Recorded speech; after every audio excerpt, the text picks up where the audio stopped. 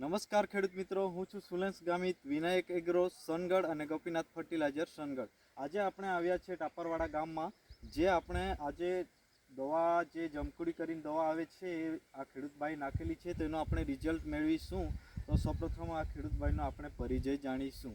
ખેડૂતભાઈ, આપનું નામ જણાવો. સંજયભાઈ, ગામ ટાપરવાડા. Mobile number 74 33 82 67 17. આપણે આ કોઈ પાપડી કરેલી છે? નીલમની પાપડી કરેલી છે. તો આ નીલમની પાપડી કરેલી છે, તો આ તમે આ જમકડી દવાનો ઉપયોગ ક્યારથી કરતા છો? જ્યારથી ચાલુ થઈ જ્યારથી ફૂલ બેસી ગયેલા ત્યારથી. બરાબર.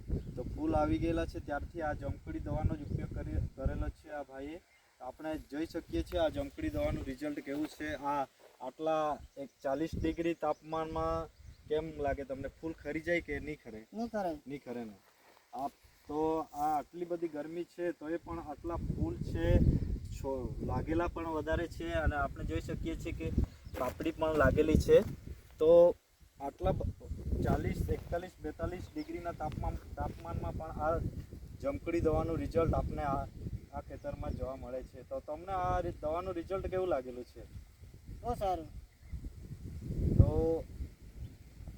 બીજા ખેડૂતોને તમે શું સલાહ આપશો? આ જમકડી દવા નાખવી જોઈએ. બરાબર. તો આ ખેડૂતભાઈ આપણને કહે છે કે આ જમકડી દવા નાખવી જોઈએ, કારણ કે આખો પ્લોટ જે દેખાય છે એકદમ ફૂલ ને ફૂલ દેખાતા છે, અને બીજી કોઈ દવાનો ઉપયોગ કર્યો નથી, અને દવાનું રિઝલ્ટ પણ એકદમ કમ્પ્લીટ આવેલું છે.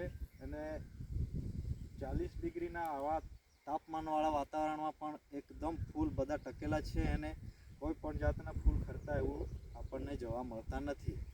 તો દરેક ખેડૂત મિત્રોને જણાવવાનું છે કે તમે પણ એકવાર જમકડી દવાનો ઉપયોગ કરો. આ દવાથી તમારો છોડનો વિકાસ, ફળ ફૂલ વધે છે.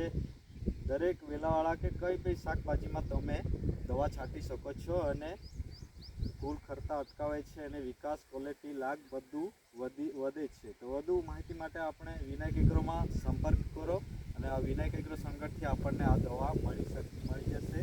તો આપ ખેડૂત મિત્રોને જણાવવાનું છે કે આપણે આ પ્લોટ પર આવીને આપણે રિઝલ્ટ જોઈ લીધું છે, ને આપ જોઈ શકીએ છીએ લાઈવ વિડીયો છે આ. તો ખેડૂતોને જણાવવાનું કે તમે પણ એકવાર વાપરો અને રિઝલ્ટ મેળવો.